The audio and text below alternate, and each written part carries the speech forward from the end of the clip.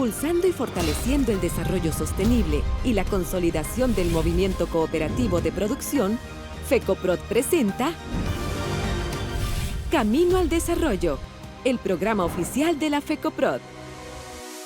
¿Qué tal, queridos, queridas? ¿Cómo están? Sean todos bienvenidos a una edición más de Camino al Desarrollo, el programa que martes tras martes te trae todo el contenido positivo y edificante para vos, para tu familia, para tus amigos, es decir, para el país entero. Siempre acá por las pantallas de la RCC, el Holding RCC, que siempre está comprometido con la vida y la familia, por supuesto, y por sobre todo, con la verdad.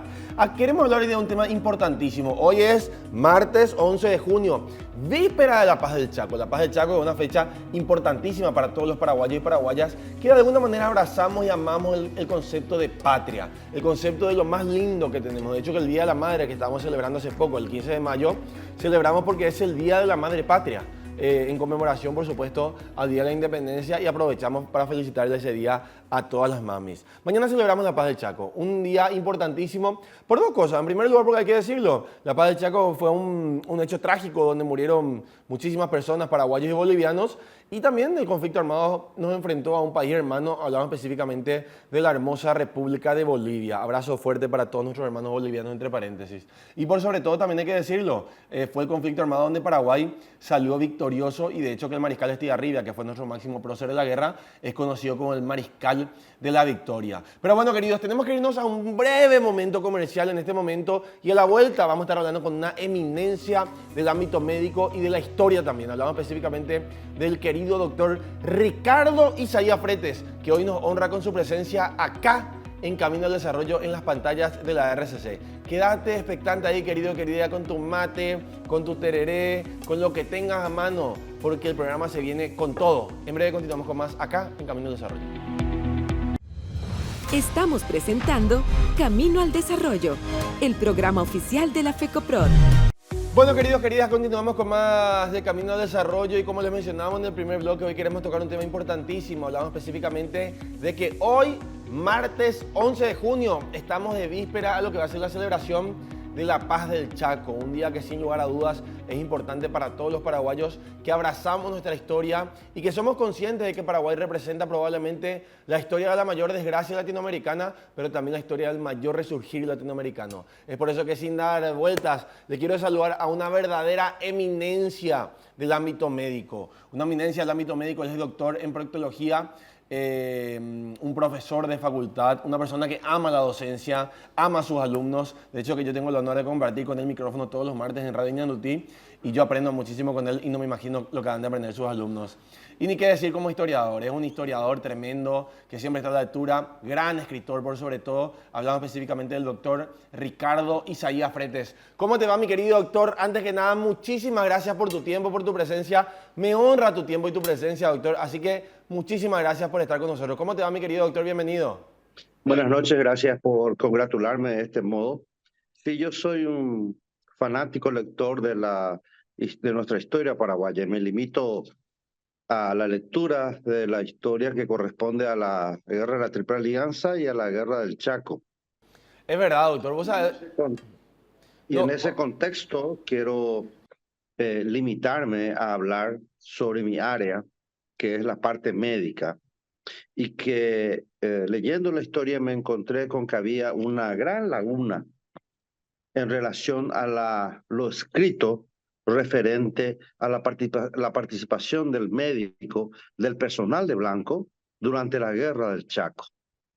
Y eso me estimuló y me indujo para hurgar en la historia, y tras 2 años de investigación y de hablar con los hijos dilectos académicos de aquellos cirujanos de guerra, pude tener la información suficiente y posteriormente escribir un libro que inicialmente lo iba a llamar El bisturí, el rigor del bisturí durante la guerra del Chaco. Pero luego me dijeron que era injusto. Me dijeron, ¿y qué pasó de esa cantidad enorme de pacientes con fiebre tifoidea, por ejemplo, que enfermaron? A eso no lo curaron el cirujano, lo curaron los clínicos. Entonces cambié el concepto y el libro se pasó a denominarse El rigor médico durante la guerra del Chaco. No, verdaderamente fenomenal, doctor. Vos sabés que antes Antes nomás de entrar a lo que es el contenido del libro y también el contenido en sí de la guerra, me quedo también con una parte que mencionaste. Yo soy un profesional en medicina, pero también soy un gran lector de nuestra historia, doctor. Y me parece demasiado importante compartir ese mensaje con gran parte del pueblo y por sobre todo las cosas con los jóvenes que en gran parte no conocen nuestra rica historia. Hace poco le escuchaba al expresidente del Uruguay, hablamos específicamente del señor, mejor dicho, José Pepe Mujica, que él decía, Paraguay es la historia de la tragedia de Latinoamérica.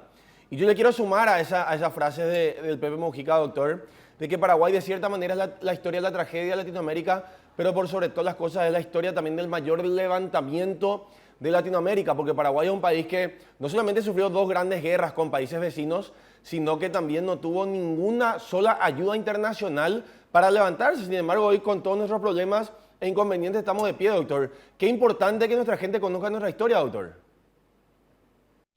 Mucha gente dice qué trabajadores, qué valientes son estos alemanes, son estos japoneses, y no conocen la historia. Cuando terminó la Segunda Guerra Mundial, los americanos implementaron el Plan Marshall, que consistió en dar millones y millones de dólares a esos países no reembolsables. Entonces, si yo te digo, Francesco, mira, acá tenés 2 millones de dólares, no hay necesidad que me lo devuelvas, pero prometeme de que vas a ser un hombre exitoso. Bueno, yo creo que las cosas se facilitan de ese modo. El Paraguay nunca tuvo el Plan Marshall. No solo los aliados entraron el 1 de enero de 1869, era un domingo a la tarde, una siesta, un calor impresionante, 152 buques en la bahía de Asunción y empezó el saqueo de la ciudad y se retiraron recién el 22 de junio de 1876.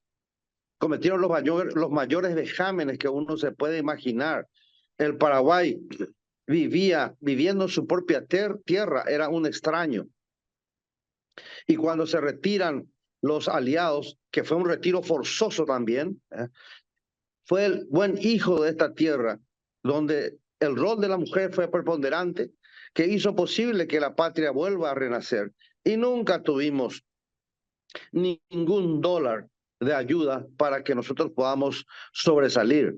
Para que tenga una idea, año 1957, el gobierno de Alfredo Stroessner, su gobierno importa las primeras 57 toneladas de caño galvanizado para iniciar el sistema de agua corriente en la capital de la República.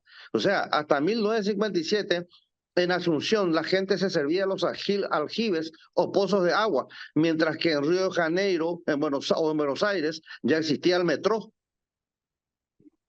Entonces, este es un pueblo muy valiente, es un pueblo muy valiente. Es un pueblo muy valiente que opuso más de lo que le correspondía para quitar al Paraguay del ostracismo.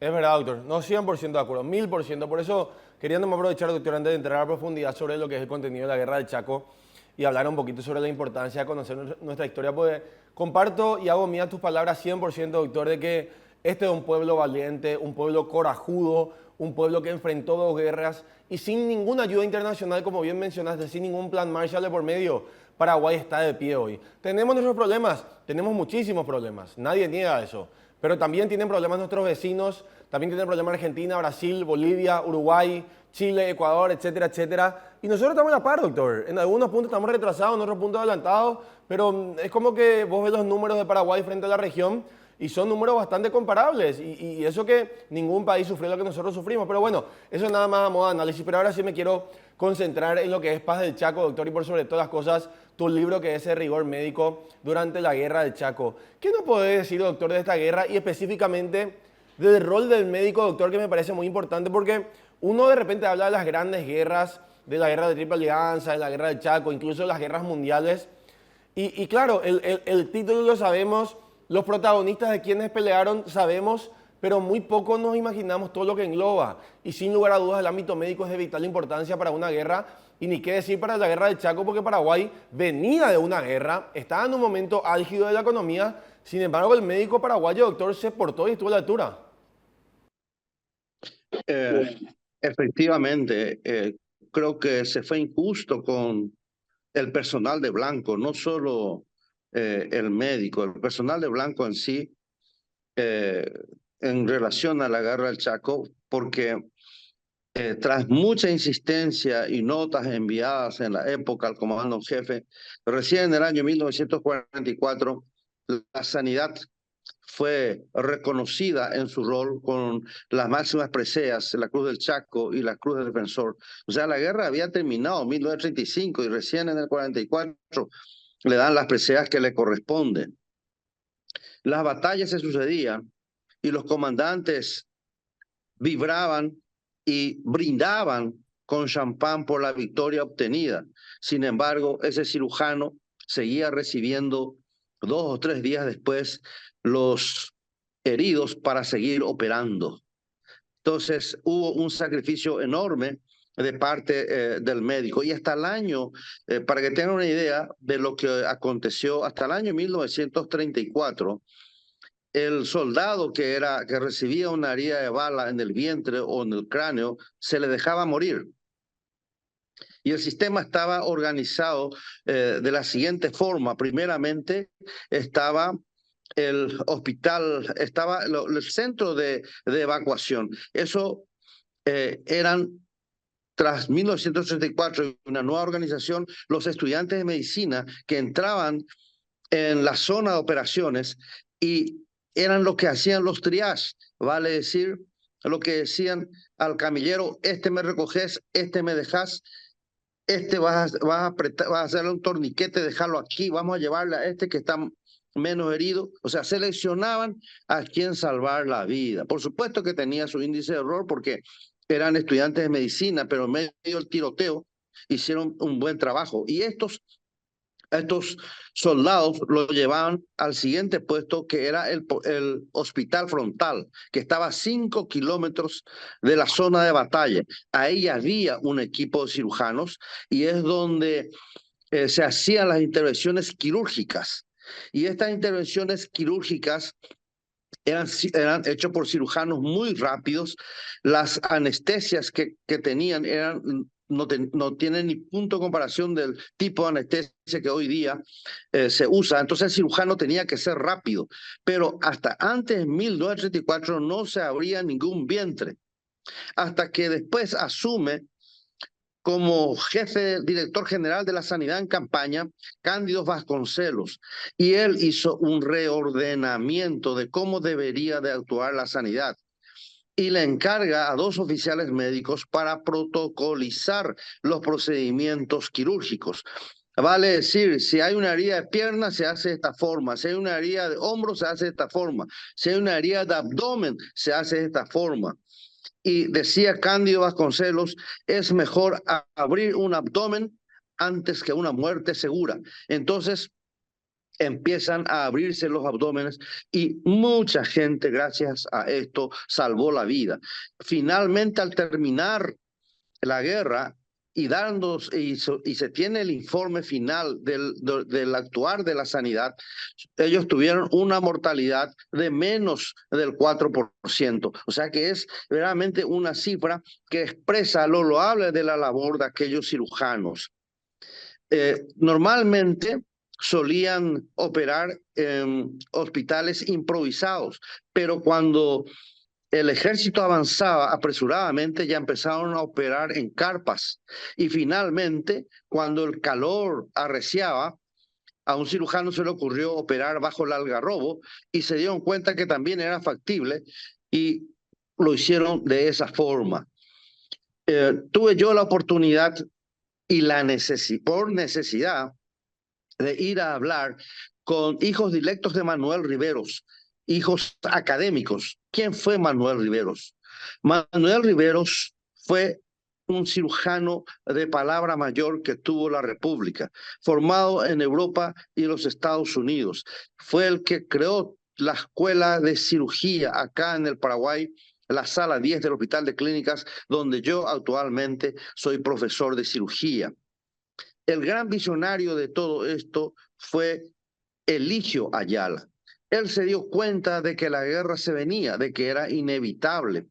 Y como era un señor muy instruido, alguien que se formó en Europa, sabía que la guerra de la Triple Alianza se perdió por dos factores fundamentales. Uno, el Paraguay perdió el dominio del río. Y dos, la sanidad no estaba conformada. Entonces, ¿qué hace Eligio Ayala? Lo hace llamar al capitán Bozano, que era un joven ingeniero naval y aeronáutico que había egresado del MIT de Massachusetts, cuya tesis doctoral fue la construcción de un cañonero para Río. Y lo hace llamar y le dice, mire, su tesis doctoral que está en papel, usted lo va a llevar a la realidad. Y lo beca a Europa con la misión de buscar el mejor astillero europeo para construir no un buque, dos buques gemelos bajo la tesis de este señor capitán Bozano. Y acá paso a contar una anécdota. Posteriormente, el general Shenoni, Manlio Shenoni, es enviado para la compra de armas a Europa. Como no hablaba inglés y Bozano sí hablaba, entonces se hace acompañar por Bozano. Y cuando tras una gran compra y cuando se efectiviza el trato, le pasan a Shenoni un sobre y él le dice a Bozano, ¿y esto qué es? Y le dice, es el 10% que le corresponde a todo comprador de armas. Es parte de la política de la empresa. Entonces le dice Shenoni, pregúntele cuántos pertrechos más se puede adquirir por este monto. Hace la pregunta a Bozano, viene la respuesta, entonces dice Shenoni, ordénele de que esos pertrechos también sean embarcados. Imagínense la mentalidad del hombre de aquella época. Entonces se construyen esos dos cañoneros, el Paraguay y Humaitá, que están hasta ahora, y estos dos buques eran lo más moderno de la época. Imagínate un Mercedes-Benz modelo 2024, de última generación. El Paraguay nunca más tuvo esa oportunidad. Y gracias a esos dos buques, el Paraguay nunca perdió el dominio del río. Tenían un poder de fuego, estando uno al lado de otros, de 20 kilómetros a la redonda de 180 grados. Al asegurar el Paraguay el dominio del río, por supuesto, aseguró no solo el abastecimiento del ejército en vituallas, sino que también en hombres, porque en 24 horas esos cañoneros podían estar en Puerto Casado y de ahí los soldados adentrarse al Chaco Central. Entonces, con eso tenía el dominio del río. El otro factor, la parte médica. ¿Cómo hizo Eligio Ayala? Eligio Ayala presenta un proyecto al Congreso para contratar 4 profesores de primera línea de Francia. De esos, y pide 400 pesos oro para cada uno. De esos 4, 3 son los que vienen al Paraguay. Uno, el profesor de la Mar, que fue el que inició la enseñanza en forma académica de la clínica médica en el Paraguay. El profesor Gerí, que fue el que iniciara la anatomía patológica, como especialidad en el Paraguay, y Messier Pi, que es el que inició la cirugía. Sabía Eligio Ayala que había que empezar a enseñar medicina en forma académica para que se formen buenos médicos.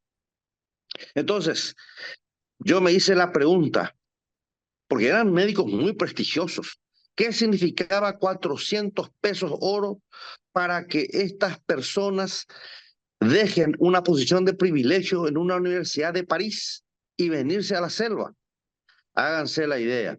Por lo visto, era demasiado monto como para gente ya calificada se vengan a la selva. Y estas 3 personas iniciaron la enseñanza con el sistema académico y empezaron a formarse los grandes médicos, y de ahí salió Manuel Riveros, Manuel Yagni, cuyo el edificio de emergencias médicas lleva su nombre, y por supuesto el resultado se vio con el performance destacado de estos cirujanos durante la guerra del Chaco y de los clínicos también.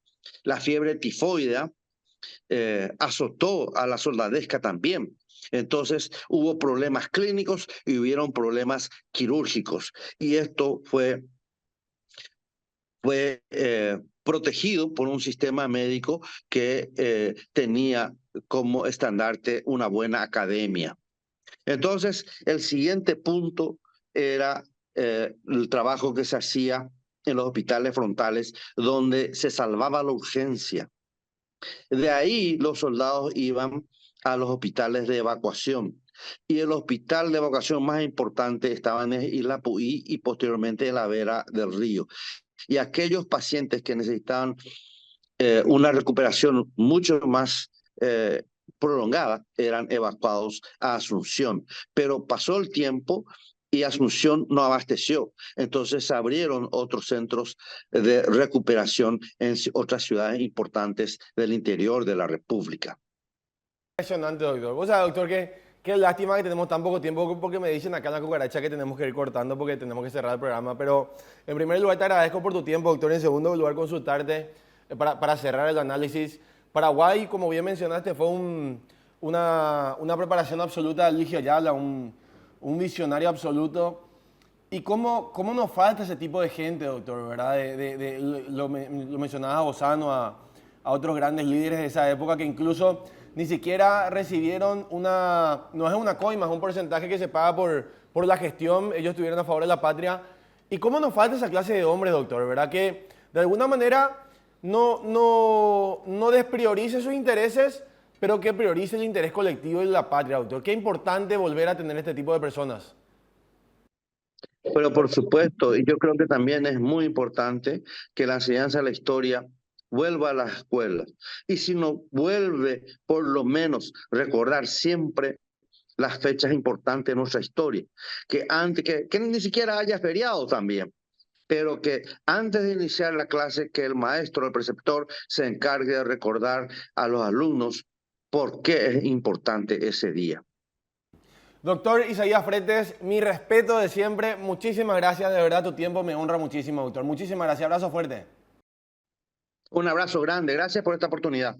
Muchísimas gracias, mi querido doctor Ricardo Isaías Fretes. Qué gusto escucharle, qué gusto aprender con él. Es una eminencia en el ámbito médico, también en el ámbito histórico. Lo tenemos siempre en Ñandutí, todos los martes con nosotros, hablando de medicina. Una persona de calidad. Y le contaba yo recién al equipo de producción de que a mí me motiva mucho entrevistar a la gente como el doctor Isaías Fretes, porque son eminencias que no solamente predican cosas buenas, sino de que viven cosas nuevas. Y como dirían unos grandes filósofos de la Iglesia Católica, hablamos específicamente de San Agustín, es importante que se predique, o mejor dicho, prediquen en todo tiempo y si es necesario, hablen. Qué importante volver a predicar con nuestro ejemplo. Eso solamente a modo de cerrar. Mañana es Paz del Chaco, queridos. Mañana es Paz del Chaco, queridas. Una fecha importantísima para toda la República de Paraguay. Aprovechemos para leer la historia. Aprovechemos para inmiscuirnos en nuestra identidad como patria. Porque ser paraguayo significa ser grande. Ser paraguayo significa estar en permanente estado de combate. Pero por sobre todas las cosas, ser paraguayo siempre de alguna manera representa llevar la esperanza a un futuro mejor, porque Paraguay tiene un futuro mejor y cada vez estamos viendo más. Un país que nunca fue ayudado, como bien dijo el querido doctor Isaías Fretes, por fuerzas internacionales, hoy está de pie con muchos problemas, con muchos inconvenientes. Yo no lo niego, no voy a negar lo malo que tenemos, pero tampoco neguemos lo que conseguimos. Y lo que conseguimos es que, a pesar de todas las desgracias que nos pasaron, seguimos siendo un país soberano e independiente. Feliz Día de la Paz del Chaco para todos. Celebremos mañana en familia, recordemos lo lindo de nuestra patria y por sobre todas las cosas agradezcamos a Dios por darnos el honor y el placer de ser paraguayo. Que Dios les bendiga, nos encontramos el próximo martes. Muchas gracias.